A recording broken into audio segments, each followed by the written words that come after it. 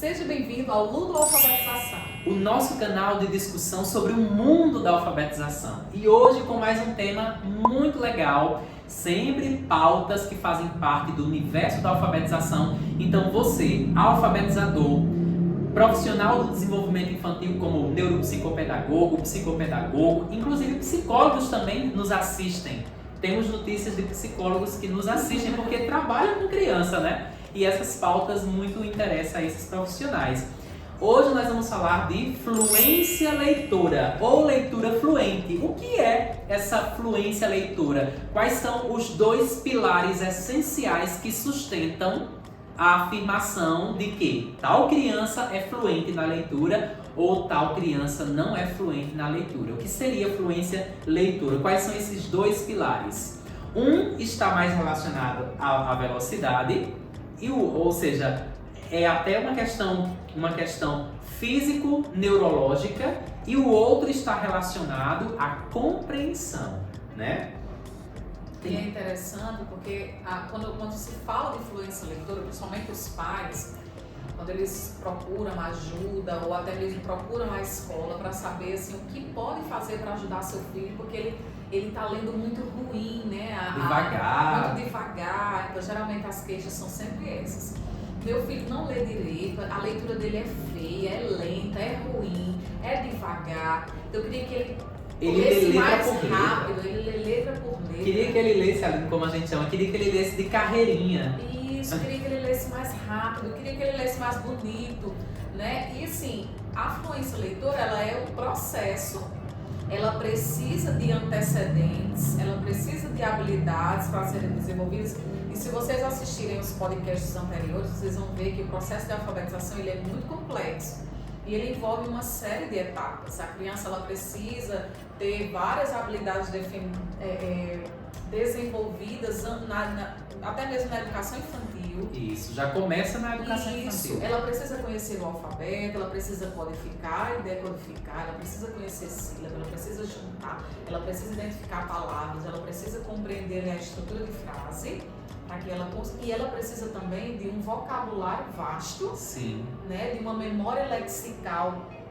Na verdade, todos nós temos aquilo que... Um repertório, né? Isso, um repertório. Todos nós temos aquilo que nós chamamos de dicionário interno. Isso, o repertório linguístico que a gente carrega. Durante a leitura, a criança acessa, né, esse vocabulário, essas palavras, esse repertório, e aí isso vai ajudando. Veja como é um processo lento e longo. Isso. Não é só querer que a criança leia rápido, porque ler rápido sem entender o que leu não é fluência leitora. E aí falar de fluência leitora é entender quais são os componentes cognitivos do processo de leitura, né? Que envolve tanto a velocidade, o ritmo, né? Quanto a compreensão. Isso. Recentemente, o CAED, né, que é um órgão ligado ao MEC, ao Ministério da Educação, aplicou o teste de fluência leitora em muitas escolas, em quase todas as escolas do Brasil, escolas públicas do Brasil. Como era que funcionava? O professor da própria escola, né, baixava o aplicativo que funciona de modo offline, a criança lia um conjunto de palavras, primeiro palavras, divididas por níveis de complexidade diferentes, palavras mais curtas, depois palavras maiores, né, palavras acentuadas, palavras não acentuadas, palavras com sílabas simples, palavras com sílabas complexas. Depois a criança era desafiada a ler um texto menor, e aí o professor ia observando um texto. Aí depois primeiro palavras, depois texto. E aí o professor ia observando durante a leitura se a criança fez pausa, se a criança voltou, se a criança leu letra por letra, e aí dividia em pré-leitor, leitor e leitor fluente, né? Então eu acho que era essa a divisão.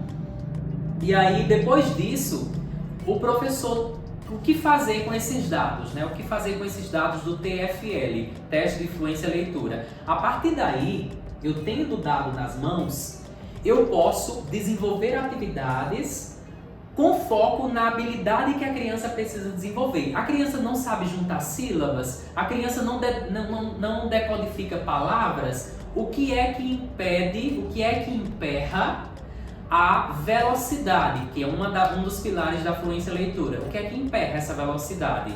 É a dificuldade de decodificar palavras é a dificuldade de juntar sílabas.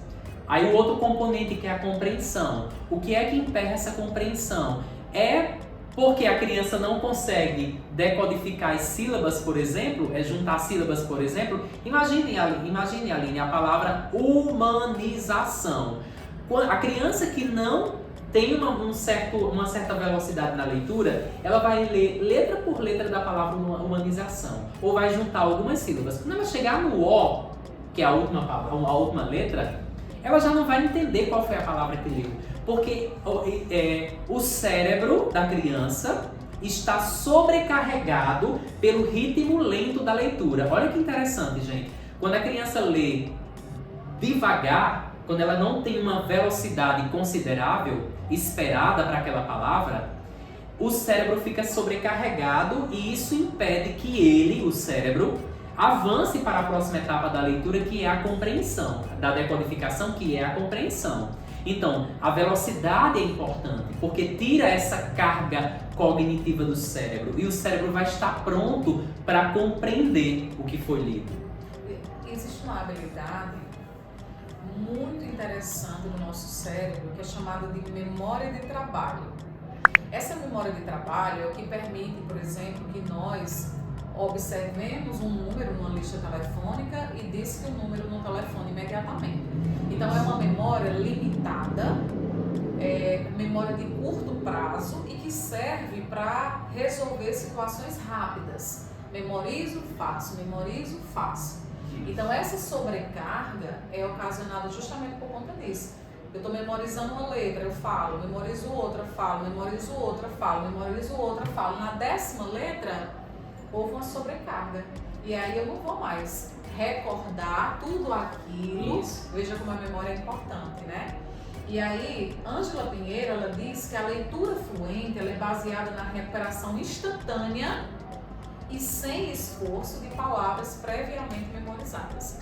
Então eu estou aqui, lendo fluentemente, enquanto leio, enquanto decodifico, rapidamente eu acesso aquela palavra que já faz parte do meu vocabulário, que já faz parte do meu repertório linguístico, e aí eu já consigo ler ela rapidamente.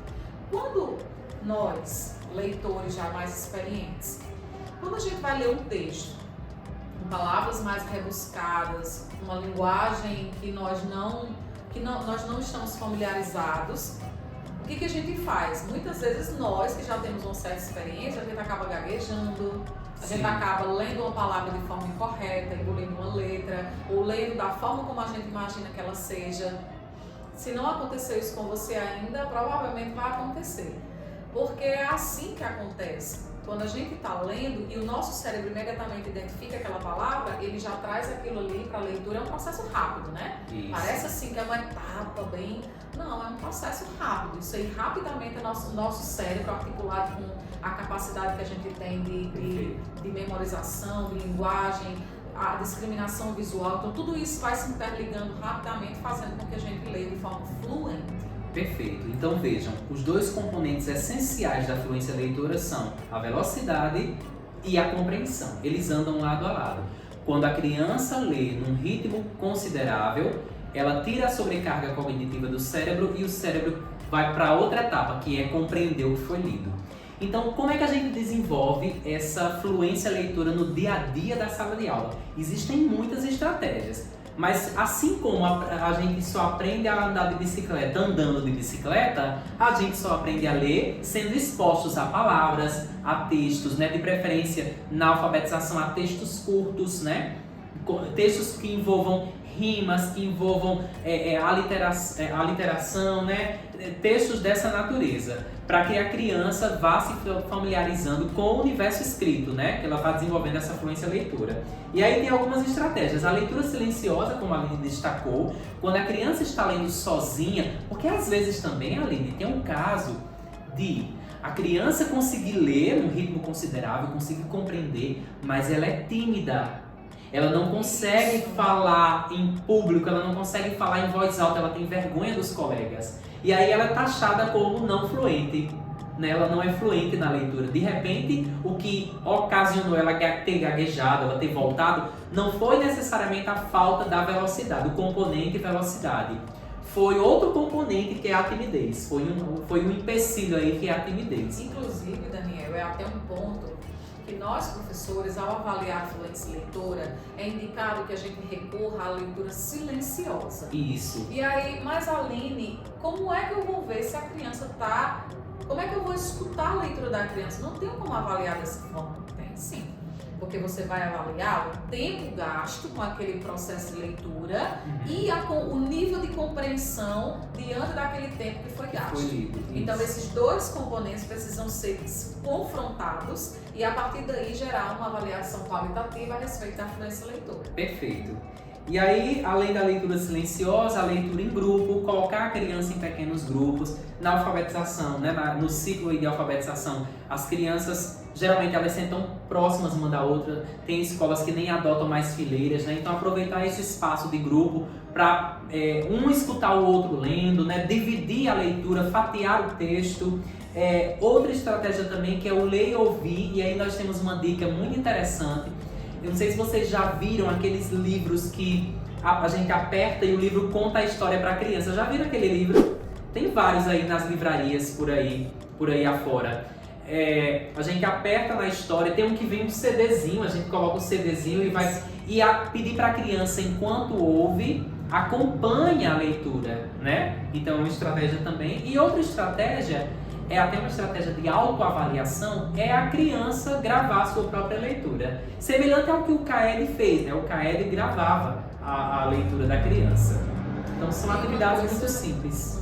Uma última coisa é, quando a criança está no processo de leitura, se ela ainda tiver algum déficit com relação às habilidades, né, lá do pré-requisitos, início, né? E também as habilidades de codificação, de decodificação, identificação de sílabas, identificação de palavras, é óbvio que ela vai ter dificuldade de ler uma frase, ler um texto, porque tudo é processo. Isso, e a decodificação é um pré-requisito para a leitura fluente, né? Isso. Então, uma boa dica para os professores, além de todas essas que já foram pontuadas, é trabalhar as habilidades básicas em conformidade com a construção de sentido durante a leitura. Então, trabalha a compreensão, explora bastante a compreensão, até quando a criança está lá no início da alfabetização, ainda nas imagens, mas explora bastante a compreensão e aí a construção de sentido e concomitante com essa construção de sentido vai trabalhando as habilidades básicas. Porque durante essa construção de sentido, a gente está ampliando o vocabulário da criança também. E já aprimorando a habilidade de interpretação. Perfeito. Gente, este foi o podcast número 9! Eu ia dizer 10, mas não. O 10 é o próximo, tá bom? E a gente espera você aqui no 10.